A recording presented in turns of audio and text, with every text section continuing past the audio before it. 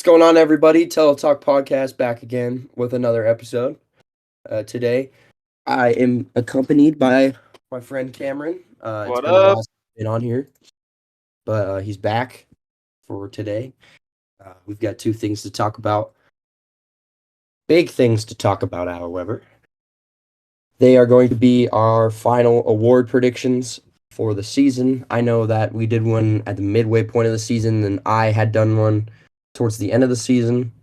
And with that, we decided, hey, awards are coming up soon. They're in a week, probably a week and a half. So we need to get ours out so we can, see who's right and wrong. So we're going to get in it. After that, we'll get into the conference championship games. We're going to get into the awards now. We've got, I believe, 7 awards.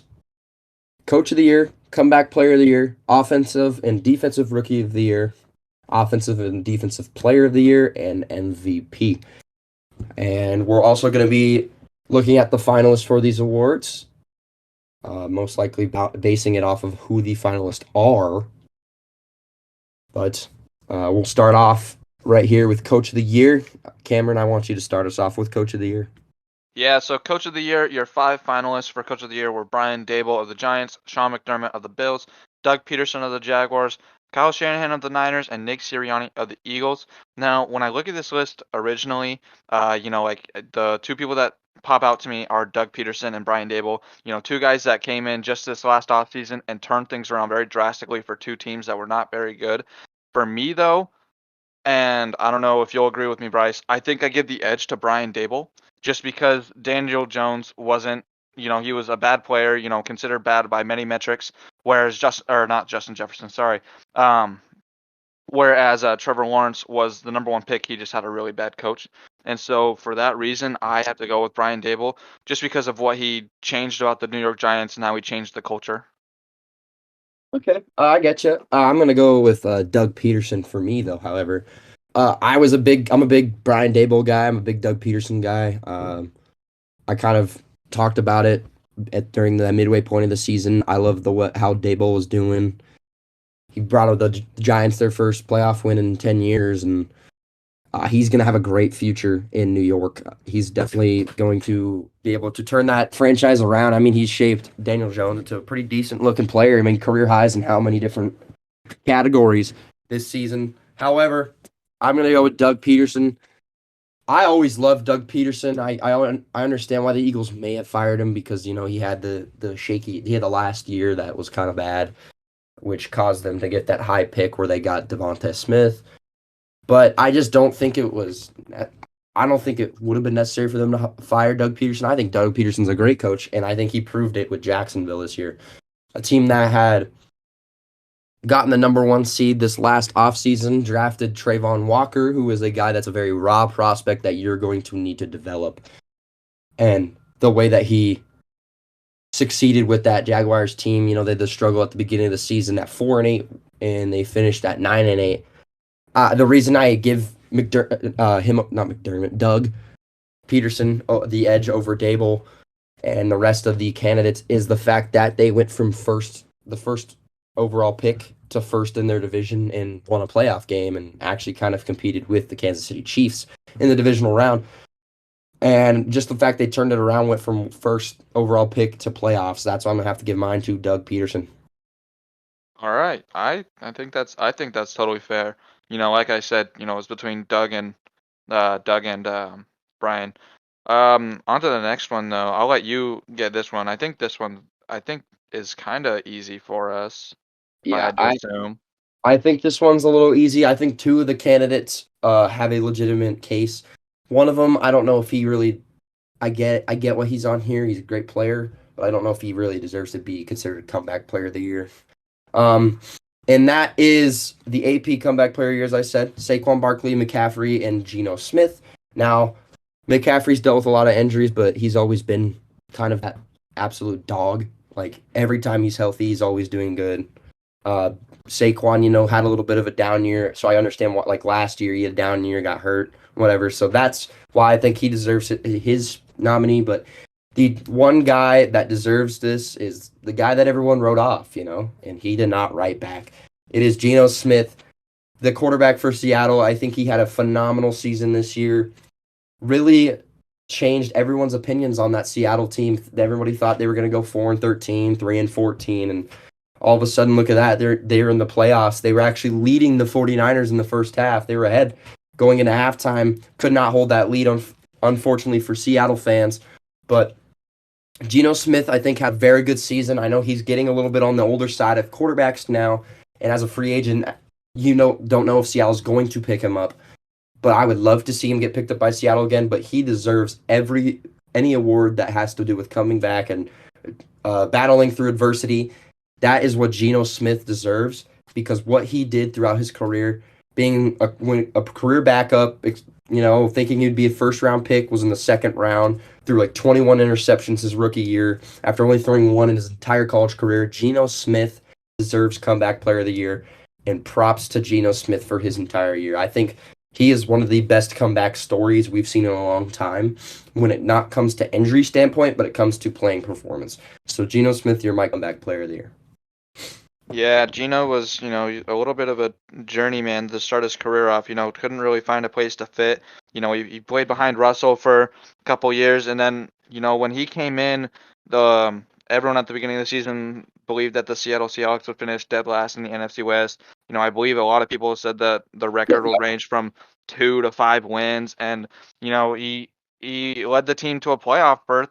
And I mean, you just for a guy that, you expect them to be, you know, have 2 wins and whatnot, get the first pick, he proved a lot of people wrong. And like you said, he deserves all the money that's coming to him right now. He's getting paid this offseason. Maybe not as much as, Patrick Mahomes, but he's definitely going to get a pretty penny for his performance this year. Yeah, he's definitely proved himself this last year, I think, and it helps being a contract year. So Yeah. Moving now on to the next one, though. this next one um, could actually be a little bit somewhat of a debate. I'd say both of these Rookie of the Year awards could be debates. We're gonna start off with the Defensive Rookie of the Year, and now there's two corners and one D end. Your finalists are Sauce Gardner, Tariq Woolen, and Aiden Hutchinson. All three of these rookies did something that we haven't really seen in a long time as rookies. I mean, Tariq Woolen obviously led the league in interceptions as a rookie, tied with three other players. Sauce Gardner led the league in passes defended as a rookie, and Aiden Hutchinson became one of the only players. Honestly, I think he had 4 takeaways, 3 interceptions, 1 forced fumble and recovery, and 9.5 sacks. And you don't see that very often from a defensive end, especially the 3 interception part. So I think there's a very valid point for each three of these. So actually, what I'm going to do is I'm going to have Cameron. I'm going to have you answer this first. I'm going to hear what you have to say. hmm So when I look at defensive rookie of the year, there's two players that come to mind. I think that Tariq Woolen was too. He didn't do as much towards the end of the year, and he was a great cornerback for the Seahawks. I think he was a third round pick, or was he later? I He might don't have been know. later. I think he might have been fifth round. Okay, I didn't. Sorry, I don't pay attention to the Seahawks draft. I'm a Niners fan, but like Tariq Woolen, he kind of wasn't as productive later in the year, and so that's why, like when I think of defensive rookie of the year, the two players that come to mind are Sauce and Aiden. And I think for me, just because of the value of the position and how hard of a position it is to be really good at it, I have to give the defensive rookie of the year to Sauce, just because of, like you think of skilled cornerbacks in the league, and you immediately think of like Jalen Ramsey, um, AJ Terrell, who actually had a really odd season this year. He wasn't good at all. But like, in the past, AJ Terrell, Marshawn Lattimore, like guys like that. And for Sauce to come in as a rookie, with all this pressure on him and, to perform, I think it just shows more than what Aiden Hutchinson was able to do on the line. Granted, the line defensive end is a very you have to be very skilled to play the position. However, it's just not as it's just getting, kind of just getting to the quarterback. I will admit though, the fact that he had 3 interceptions, right, Hmm. was kind of nuts. And especially that one interception where he like lined up by the sideline and they kind of like, I don't know, I forgot who they were playing, but like whoever it was just like tossed a ball up over like to that side and he was just like lurking there and got another interception that way. But like for me, it's Sauce, you know. Sauce. Yep. I'm gonna agree with you there. I think Sauce Gardner is the rookie of the year for defense side of the ball. In my opinion, he is the rookie of the year. Period. I think he was the best rookie in the NFL this year because when you look at it, you think of top corners in the league. If you're going into this year, you'd think Jalen Ramsey, Marshawn Lattimore, as you said, and then even AJ Terrell coming into this offseason. And frankly, I hate to say it, but I would even say put Trayvon Diggs in there, Hmm. Jair Alexander and whatnot. And after this year, if you ask people, hey, what are your top 5 corners? You're going to hear one name every single time, and that name is Sauce Gardner. The fact that in 1 year, Sauce Gardner is already being considered a top 5 corner in the NFL. Some people actually argue he is the best corner in the NFL already, which I would think is a little bit of a stretch. But the fact that he is being argued a top 5 corner in the NFL after one season, and the fact that he had the most passes defended in the NFL as a rookie, I think he went out there and just showed that he plays not like a rookie. He is already a seasoned vet, it looks like. And him and another guy I really point out is Pat Surtain, the second. I think he might be a second or third year player for Denver. They're going to be the faces of the cornerback position going into the future in the next 5 years. So I'm going to give it to Sauce, and we'll move on to offensive side of the ball. Cam, I'll let you take it first because I think you will have a little bit of an easier time explaining what you're. Um, yeah, so AP Offensive Rookie of the Year. The 3 finalists for this were Brock Purdy, Kenneth Walker, and Garrett Wilson.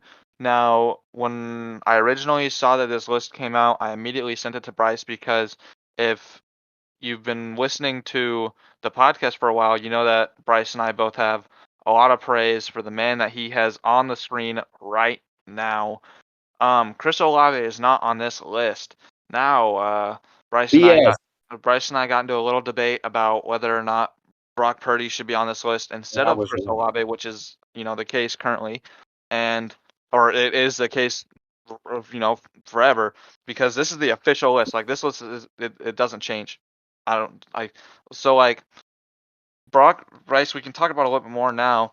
Um, it'll be a little bit more raw, but um. Brock Purdy made the list over Chris Olave, who led the league in receiving yards. Mhm.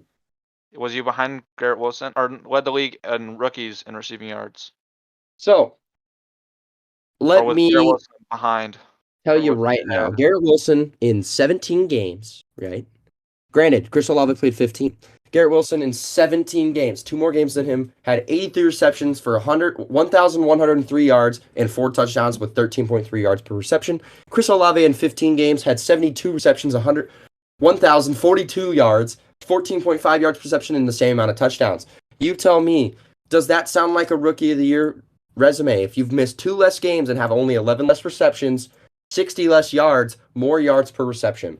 I don't know. If you ask me, Chris Olave should be on there. And I think the most laughable thing about this list is the fact that Brock Purdy's even on there. Brock Purdy's played 6 games. He played 6 games. Granted, I get it. He went 6-0. But Brock Purdy's defenses that he played against, terrible. He played against teams like the Cardinals defense, like the Washington defense, who looks like a good defense on paper, but is really not a good defense. The Raiders defense, who, you know, Purdy threw 2 interceptions against. I'm not Cam hears me say this all the time. I am not a big guy on Brock Purdy like everyone else is. And the fact that he's on this offensive rookie of the year list is almost laughable to me because a guy who has 6 games played should not be on there over a guy who had 15 games played and almost similar stats as another finalist on here in Garrett Wilson. It's almost laughable. If to me, it's laughable because Brock Purdy. And once again, I'll even point this out. I'll talk about it later when we talk about the Eagles Niners game. That's when you hear me go into a bigger rant about Brock Purdy. Kenneth Walker, right? A lot of people thought he would be, oh, he's guaranteed offensive rookie of the year. going into like when he had his first 3 weeks. Yeah, I get it. But then he got to play like the rest of the season. It wasn't just, oh, he played 3 weeks and then all of a sudden, say Rashad Penny gets healthy again and Rashad Penny played again. No, Kenneth Walker played the whole season. Brock Purdy, we don't even know is going to be if he's going to be the starter for the Niners next year. We know Kenneth Walker is. So a guy who's played 6 games, not even half the season, does he really deserve to be a Rookie of the Year candidate? No. Cameron, I want to know what you think. Do you really think a guy who played 6 games in a season, not even half of the season, deserves to be a candidate over somebody who played all but 2 games and still almost had identical stats as the guy who played every single game at the same position? So I don't think that. Let me get this straight. I don't think that Brock Purdy should honestly be on this list. I think it should be Chris Olave.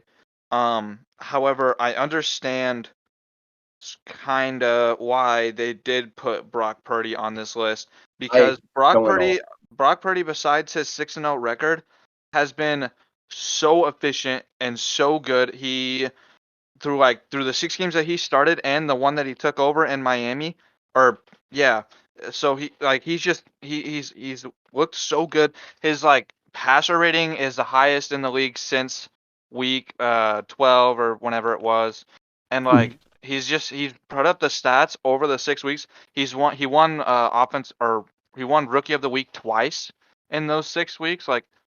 He like he looked really good. And so like, when you look at like a sample size so small, it's difficult to try and put that player on a list like this. And like I think that the NFL like just because of it being a rookie quarterback taken in the very last pick of the draft, like I think that they put him on there just because the numbers like do show and he But hasn't lost a game. I mean, But no like offense to for a you, but rookie, you said but four or five times in that example, you said he just looked good. That's not a valid stat. I get it. Yeah, he's played pretty good, but once again, as I'm I just going don't to have the point stats out, he has pulled up, right? played. I just don't have the stats I pulled think up. I couldn't tell you the but stats off the listen, top of listen, my head. listen, listen. As I'm going to point out, the defenses that he has played full games against is Tampa Bay, who looks like they're pretty good on paper, but this year was very underwhelming. They did not look good at all.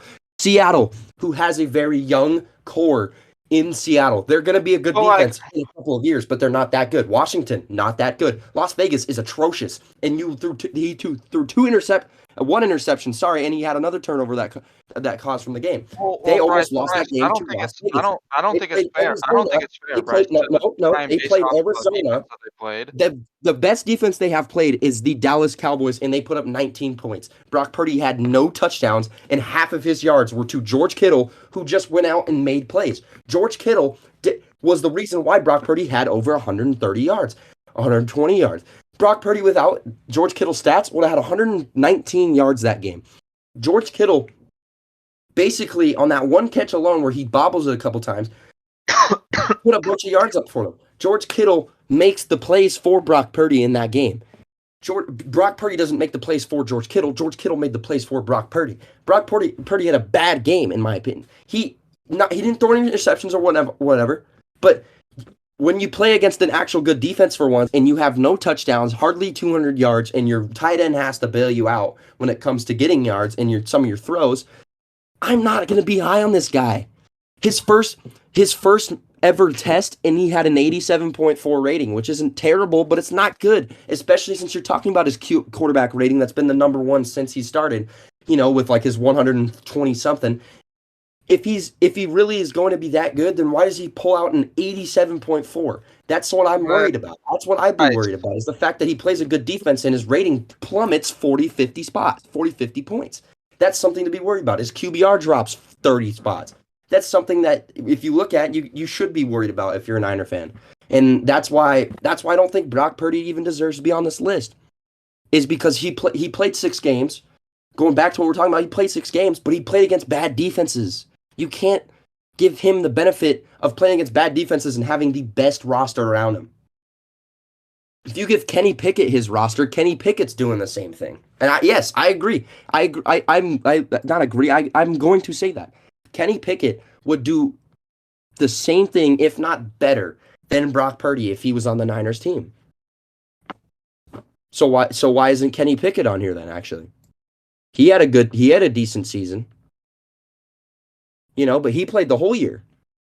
But Brock Purdy deserves to be on there because he played 6 games and he has the best surrounding cast, the best coach, and he played 6 shit defenses. That's what I don't understand. But that's where I'm gonna bust out and I'm saying Garrett Wilson. I think Kenneth Walker is the rookie of the year because of the fact that a guy who didn't even be a finalist has almost similar stats than a guy who was a finalist, and then a guy who played 6 games in the year. Get Kenneth Walker's by far the offensive rookie of the year. I honestly would agree with you. However, I believe the narrative and the storyline align here. And I think the NFL is going to vote Brock Purdy as the rookie of the year, offensive rookie of the year. That's what I believe.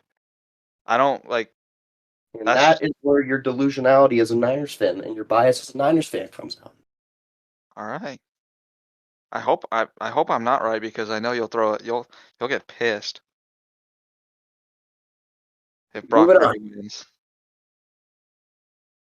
to the OPOY and the DPOY. You heard our votes, but moving on, we're gonna go offensive player of the year first. We have our little debates on this podcast, of course. What's a podcast without debate? We got to do an Offensive, IRL podcast so that way we can get up and just beat each other. offensive Imagine. player of the year. Our finalists are Tyreek Hill, Jalen Hurts, Justin Jefferson, and Patrick Mahomes. Now, I people could make a debate, but I don't think it's very close. What about you, Cam? So, like throughout the entire year, like I'm gonna be completely honest, this is like the first time I've thought about the offensive player of the year this year. Just because like the entire year, like in the back of my mind, whenever like thought of like a smear like little sliver of a thought with like offensive player of the year came up, it was always Justin Jefferson. Like all year long, like Tyreek Hill looked really solid early on in the year, and then the Dolphins obviously had their struggles with keeping Tua healthy, and Skylar Thompson is, he's, you know, not Tua Tagovailoa. But like the thought was always that Justin Jefferson was just gonna win this award just because of the season that he was having for me. And so that's why like I haven't even thought about this award in the slightest. So are you saying Justin Jefferson? Yeah. Okay, I agree. There's really no debate. Justin Jefferson put up one of the best seasons we've seen from a wide receiver in a long time. Obviously, not really a long time because Cup had his season last year, but Yeah, I was gonna Justin say like Jefferson, Justin, it's the best wide receiver season we've seen in a long time, except for Cup season last year. yes, and Michael Thomas is 2019, so not really. Yeah. It's one of the top wide receiver performances we've seen in the recent years, and I don't think it's a debate. I mean, obviously, Mahomes, I don't think will be even close for OPOY because I think he's going to win another award. And then Jalen Hurts and Tyreek Hill had great seasons, but Justin Jefferson just deserves it. Yeah. And that's going to be a quick, easy one. We'll move on to defensive player of the year, where our 3 finalists are Nick Bosa, Chris Jones, and Micah Parsons. And this is where I think another debate might come out between me and Cameron. I'm going to start off and say, I know Cameron's not going to like that I say this. Micah Parsons is going to be my defensive player of the year. I think that just because Bosa had the most sacks shouldn't guarantee a player of the year. Bosa's he's a phenomenal defensive player. I think he's one of the top in the league. I just think Micah Parsons, as I've pointed out earlier, Micah Parsons had gotten second place for defensive player of the year last season against TJ Watt, who won it. And TJ Watt had to literally break a record for it. And that's where I think Micah Parsons deserves it this year. He had 3 forced fumbles. He actually scored a touchdown, 13 and a half sacks, almost not as much tackles. He had 65 tackles that compared to his 84 last year. 14 tackles for loss, 27 QB hits, and I don't know how many pressures, but quite a bit of pressures.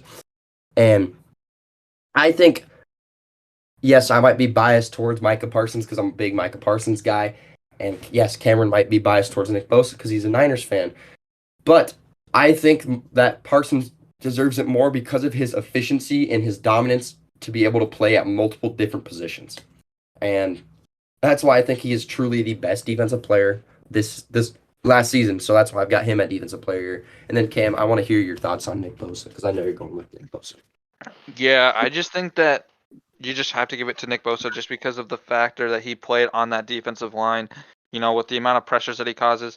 Um, he was a major contender for the leader of every single like significant category or significant stat, and he led the league in sacks, and just like I just don't see how you like don't give it to Nick Bosa. Like I understand that Micah Parsons had a very incredible season, but like he just wasn't as impactful as Nick Bosa was to his team. And I mean, you literally saw that last Yes. week in the 49ers versus Dallas game where like Nick Bosa was just more of a factor than Micah Parsons was. And so like for that reason I just go with Nick Bosa. Okay. Yeah, and that's something that we both disagree with, but obviously I'm not as passionate or heated when it comes to that compared to my little Brock Purdy opinion. But because I feel like you know what I always think of is it's funny. So I'm gonna use it. It sounds stupid. Like Kevin Durant's Twitter profile picture of Flynn Rider from Tangled with all the knives pointed at him. That's how I Yeah. feel when I talk about Brock Purdy. I don't know a single person with the same opinion as me about Brock Purdy. But that's the thing is I stand by the fact that I call Brock Purdy a system quarterback. Stand by Fair. it. Fair. Now, true system quarterback, no, but he's still somewhat of a system quarterback. But we're gonna move on to our last award. Then we can, finally get into the last subject, which is the conference championship games. And then obviously, if you don't know, I on Instagram I post my score predictions. Cameron, you can give your score predictions if you like, but I already have mine. You don't need to if you don't want to. Yeah, I'll give them But later on. we'll go on to MVP here. And with MVP, we got five finalists: Josh Allen, Joe Burrow, Jalen Hurts, Justin Jefferson, and Mahomes. I will say for myself, I'm going to rule out Jefferson because he's won Offensive Player of the Year. But in my ranking, I will have five Josh Allen, four Justin Jefferson, three Joe Burrow, two Jalen Hurts, which leads to my MVP of this NFL season, Patrick Mahomes. And the reason I think it's going to be Patrick Mahomes is just you lose Tyreek Hill. Everybody doesn't think you're good. Thinks you might fall off a little bit, not have that great of a season. Then you go 14-3, and number one seed in the AFC, and now you're playing for the AFC Conference Championship game on Sunday against the Cincinnati Bengals. I think the fact that Mahomes just does what Mahomes does, leading the league in yards and touchdowns, is kind of hard to beat when you're a guy like Jalen Hurts who. Yes, at that point he did have he was like 13-1 at some point, but they ended up finishing the same record as Kansas City. I think if Jalen Hurts keeps that record, he doesn't. If he never gets hurt, if Jalen Hurts never gets hurt, then Jalen Hurts wins the MVP because the Eagles probably go 15-2, maybe 16-1. But since he got hurt and the Chiefs have the same record as them, I'm giving it to Mahomes. So Mahomes is going to be my most valuable player. I hate seeing it because Chiefs supremacy, they're always winning. But Mahomes is going to be MVP. However, go Bengals on Sunday. Yeah, I think that just because of like what the Chiefs like narrative was at the beginning of the season, that where they traded away Tyreek, and I just think that like what Mahomes did with that team, like with that offensive line, that very like young defense that were, like the Chris Jones. I mean, we didn't even talk about Chris Jones on the We defensive player of the year, but that defense led by Chris Jones was pretty much all the only person that they had on that defense that was able to be consistently good, and just like to be able to like carry that team, to where they are right now with like the offensive weapons that they had, like their receiving core was like very new because they had lost like everyone besides like McCole Hardman, and so like besides like Travis Kelsey of course, but like like for what he did was able to do with like that super like new receiving core was just like incredible. And like him and Jerick McKinnon started clicking like the second half of the season. It unfortunately because it is Patrick Mahomes and like they're becoming kind of the new New England Patriots. It it is going to be Patrick Mahomes that I think wins the MVP. And I think that it's kind of like non-debatable now after last week.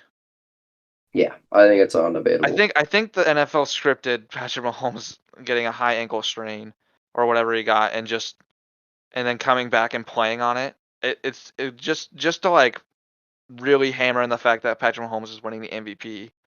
I Yeah, think I don't know if you saw the video, but he's walking without a limp now. that's crazy. Well, I mean that's why he's the MVP, I guess. Maybe he's just a dog. He is a dog. Fuck, dude. I wish, dude. God, if only we didn't trade up for Trey Lance and we picked Patrick Mahomes Well, a he year was actually before, a year before, or 2 years before, whatever it was. 2017. That was the year that you traded up for Solomon Thomas. Ah, How'd that work out for y'all? me! Don't remind Um, me. what? I said, don't remind me. Okay, sorry. But that's gonna be our awards. For a quick rundown, I've got um, Doug Peterson as my coach of the year, Brian Dable as his. As Cameron's, we both got Geno Smith comeback player of the year, both got Sauce defensive rookie of the year. I said Kenneth Walker offensive rookie of the year, and he, for some crazy delusional reason, said Brock Purdy. Offensive player of the year, we both said Justin Jefferson. He said Nick Bosa. I said Micah Parsons for DPOY. And then MVP, both Mahomes. Now, let's move on to the next and final segment of today. And I actually enjoy talking about this. It is our conference championship games. We've got two pretty good ones. We've got the Niners versus Yeah. Eagles and the Bengals versus Chiefs. Now, Let's just be thankful because no matter what the outcomes are between these two games this weekend, we're gonna get a pretty good Super Bowl, and I'm pretty yeah, excited about it. Like last year's Super Bowl was like, I mean, nobody really remembers like about it. It was kind of a wash of a Super Bowl. It wasn't a wash, but it was like wasn't as good. With OBJ going getting hurt and whatever. Like it just wasn't the matchup that we wanted. and that BS holding call at the on third and Yeah, goal. yeah. But like this year, we're gonna get something good. We know we're getting something good. Like think about it. Like oh, I was gonna say Bills Eagles, but I forgot the Bills suck. But like Chiefs Eagles would be insane. Like Bengals Niners is a good matchup. Friggin' Chiefs Niners 2019 rematch, and then Eagles and Bengals. Like, did I say Eagles? No, I didn't say Eagles Bengals. Like any matchup is good, Mhm. and I'm super excited for this weekend because this weekend of football, like we've got three really good games coming for us to end the year. Oh yeah.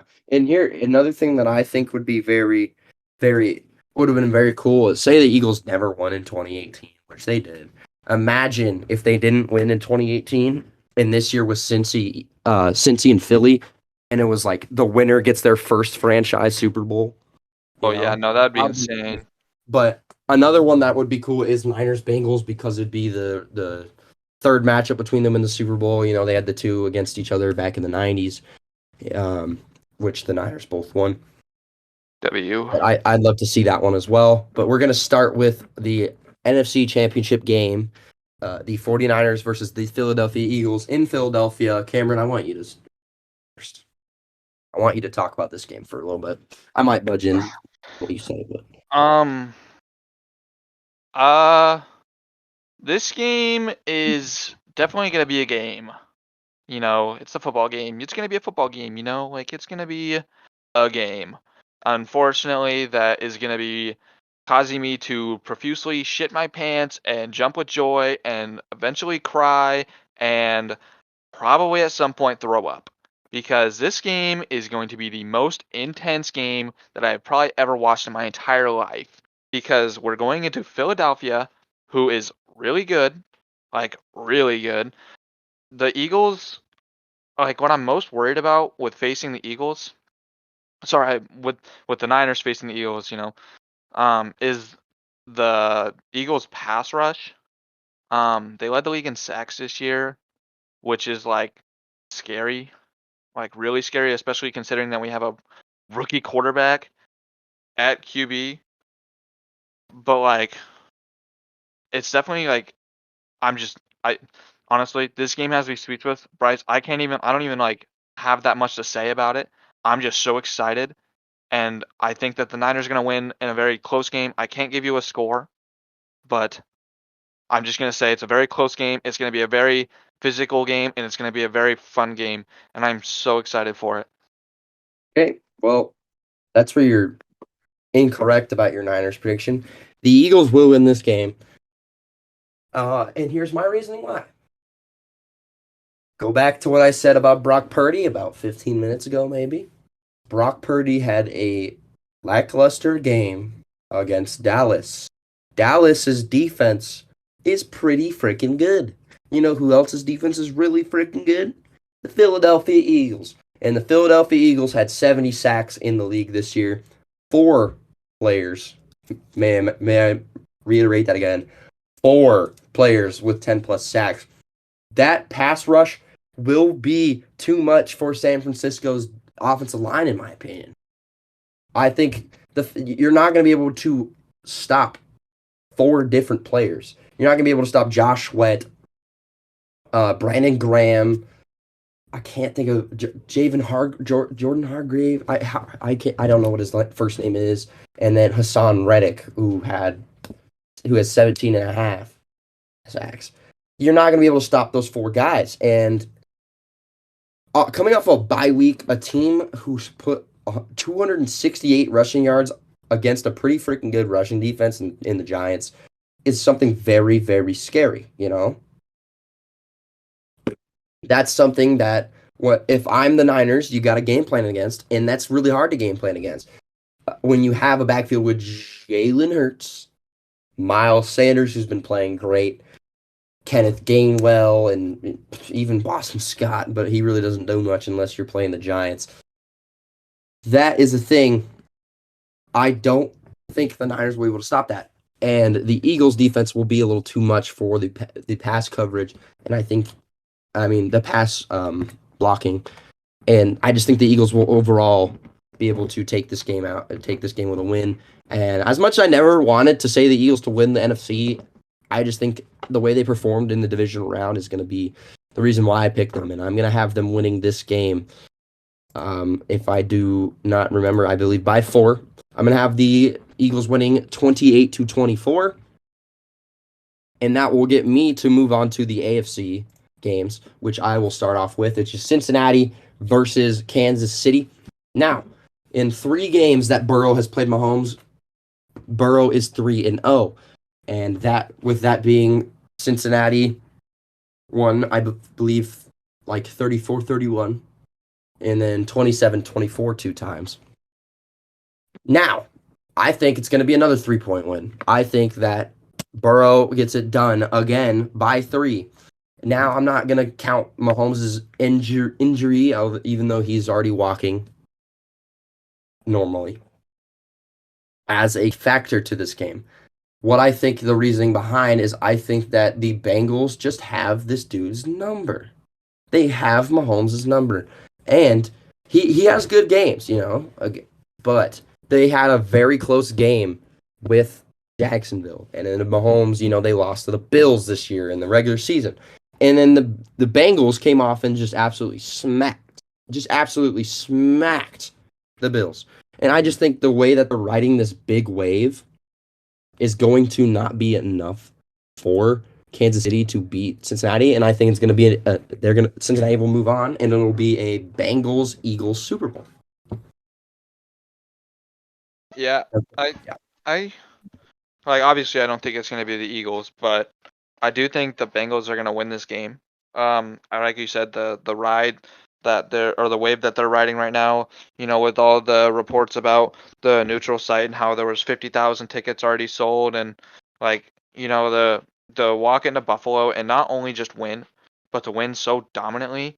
I just don't think that the atmosphere of Arrowhead and the skill of Andy Reid are gonna beat the Bengals, and I think that the Bengals will win in another close contest. A Chiefs Bengals thriller like always. But I think that Joe Burrow Oh, improves to 4-0 against Mahomes, and I think that the Bengals will match up with the Niners in the Super Bowl. okay. So you think it's gonna be Bengals Niners? I think it's I Bengals think. Eagles. Yep. Um, and then I don't know if I said my prediction 30-27 for Cincinnati. But that's gonna end today. Cam, appreciate you for getting on here. I know we had our little heated Brock Purdy thing there, but that what's a podcast without a debate? I said. Yep. Um, Good things to talk about today. And We're gonna settle the beef over a game of Super Mega Baseball after this. sure thing. But to Sunday, watch your football. It's gonna be great two games, great championship Sunday. Don't forget to follow the podcast, Tello Talk Podcast. Subscribe to the YouTube channel as well if you want to listen to it on YouTube. And then follow the Instagram at Tello Talk Sports. Try to post as much as I can. I post score updates, clips from the podcast, opinions on sports, my drafts, mock draft stuff. So my score predictions will be out up on there tonight, later today, maybe tomorrow. But that's gonna be it. As I said, hope everybody enjoys their day, night, whenever they're listening to this, and catch y'all next week when we talk about how the conference championship games go, and we'll see what happens there. All right, peace.